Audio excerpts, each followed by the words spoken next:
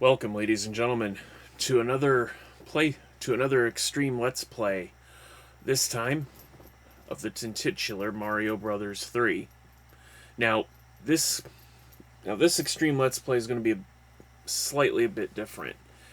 Instead of relying upon solely on the number of lives that I'll be allowed, I'm actually going to time this to where I have to complete each of the worlds, and when I mean complete, I mean 100% complete each of the worlds in under an hour.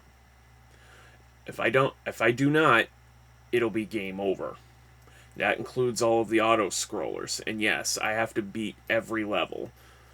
Now, as far as mushroom houses and other such things, I mean, they're optional, so I'll be able to skip over those, or not.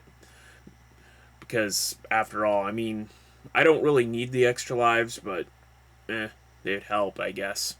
So, let's just get started, huh?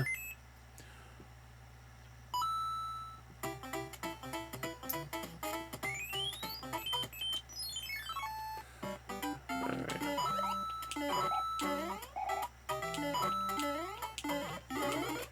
Alright. There's this. You know, fun fact, when I was a kid, I could never get the whole, holding onto a Koopa shell thing just right. You have to come at it from the side. These older games, they make you come at it from the side as well. Nowadays, you can be a little lenient with it, you know. You basically stomp on a Koopa, and, you know, as long as you have the button held down, I mean, it's a little bit more forgiving. And allows you to pick it up without actually stomping on it. That is, of course, unless you're dead center on top of the Koopa in which you're trying to pick up. Oh, I missed it.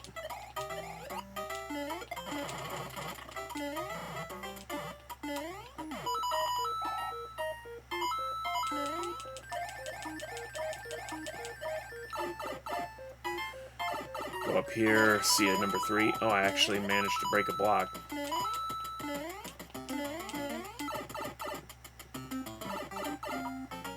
Come over here and finish the stage.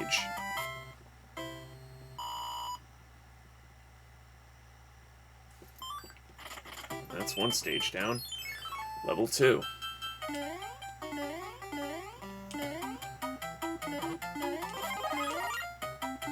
There are tricks you can do with this never-ending Goomba pipe, in which case you can basically jump on the Goombas.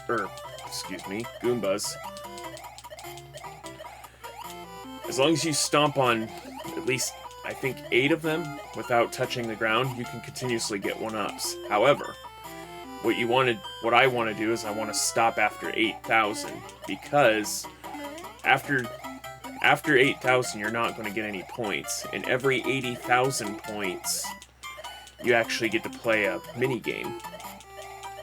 The card-turning mini-game.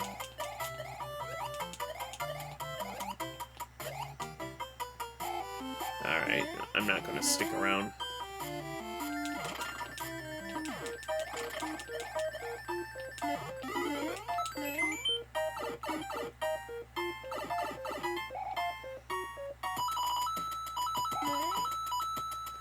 I believe this is also the first game in the Mario series that only awards about, like, 50 points for coins as opposed to the old 200 points per coin.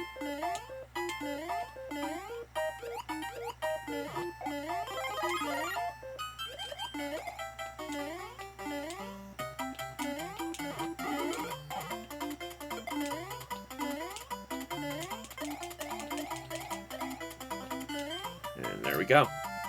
And that's the second level.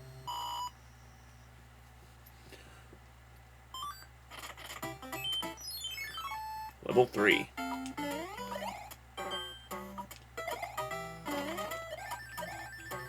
Oops. Oh well.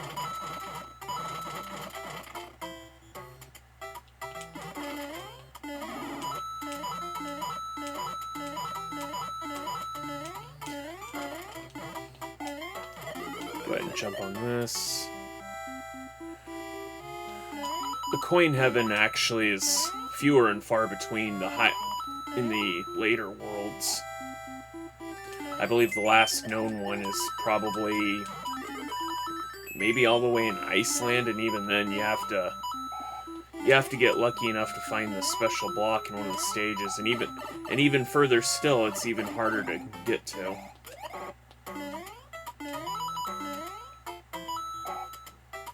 I think we already know the trick by ducking on the white block and making it to the end, right? So I don't have to demonstrate that.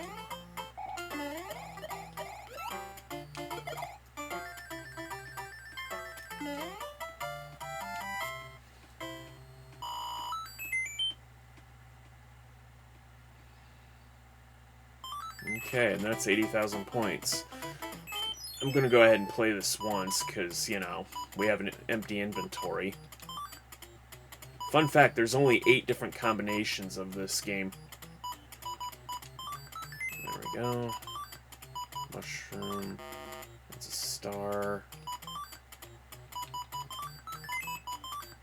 Flower. Okay, where's the other flower? Here? Nope. Alright. Well, no big deal. Okay, so, level 4.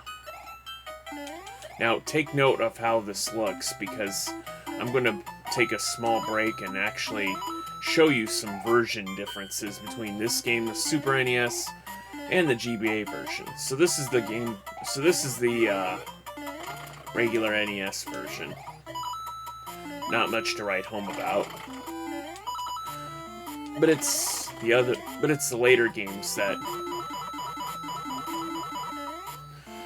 give credence to what I'm about to show you.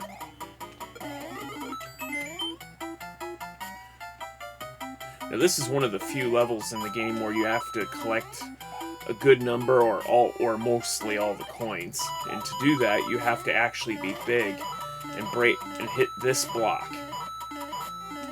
Most people can't even get to that one. But if you're fairly quick, I mean, it should be easy. Fun fact, you can actually turn and... Actually, I don't think they'll let... Nope, they didn't let me take it with me. Usually enemies that are at the goal turn into coins, so...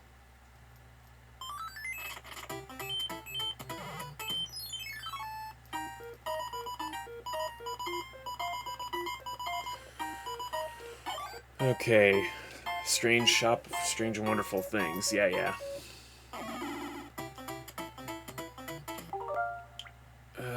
Ooh. I got a bunch of... Well, you know what? It doesn't matter. Why don't we go ahead and, Oh, what's the... 2019? Oof. I kind of don't want to get rid of that, because that was before the world went to crap.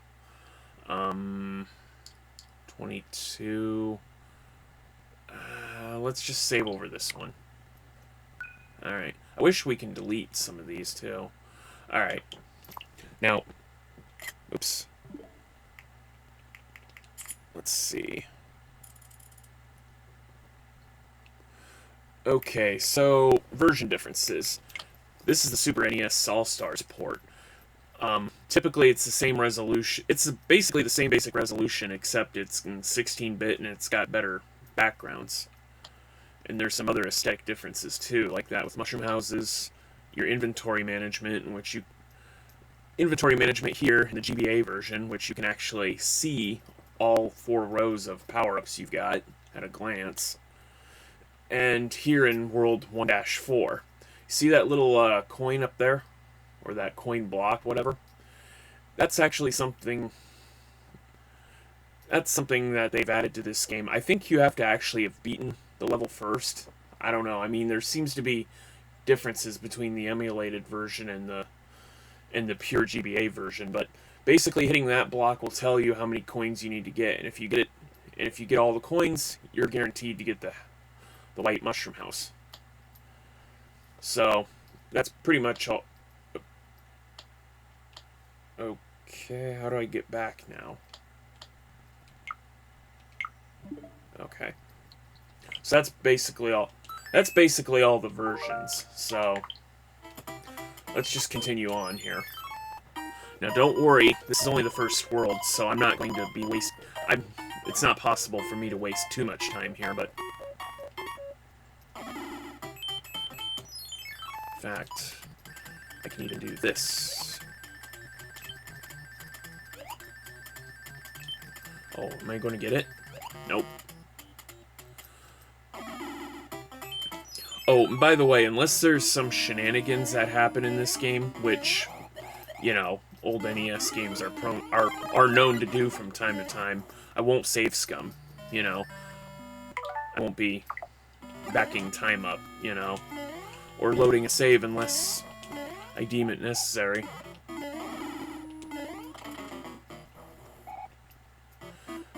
I don't have to show you the warp whistle up there since we're not going to be going for it, so...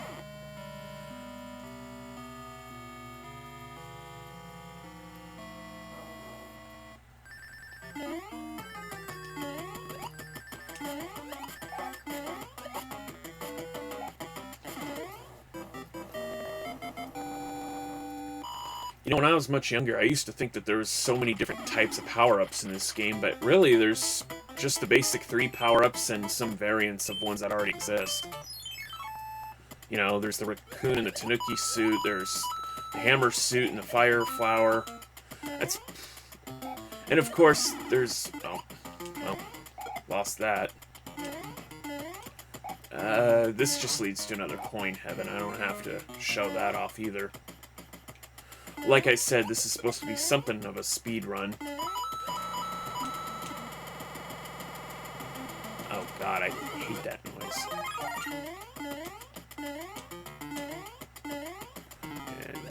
And there we go.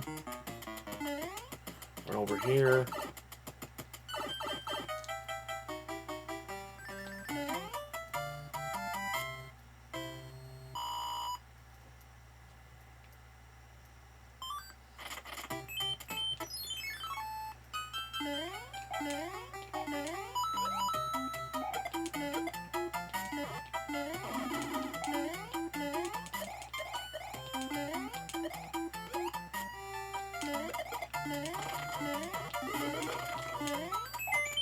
Yeah, those are just coins, I don't need them. But...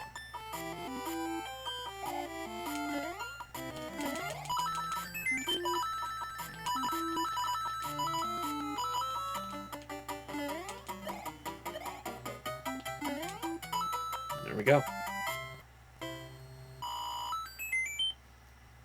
don't know what it is about old games that seem harder when you're a kid, but way easy when you're an adult.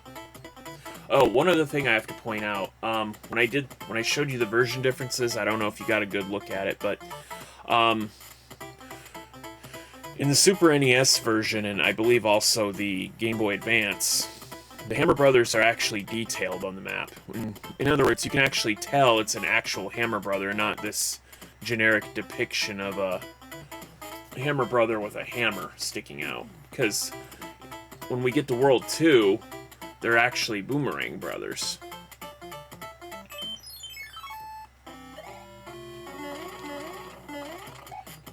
Incidentally, only worlds that actually have Hammer Brothers can actually potentially yield a coin chip.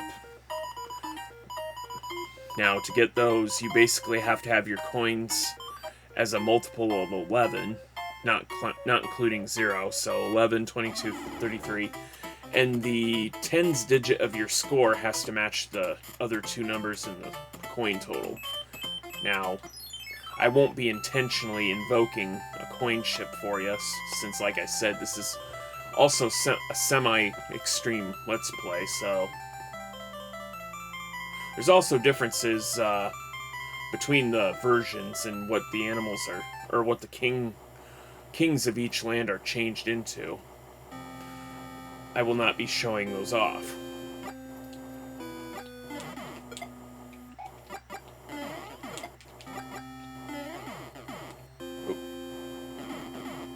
Oh, that's right. They don't, with the exception of the cannons, they don't.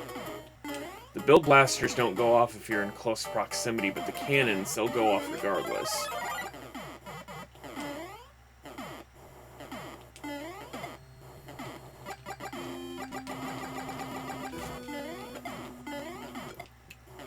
Oh.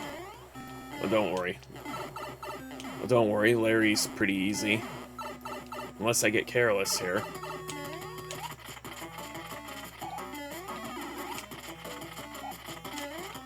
There, got it.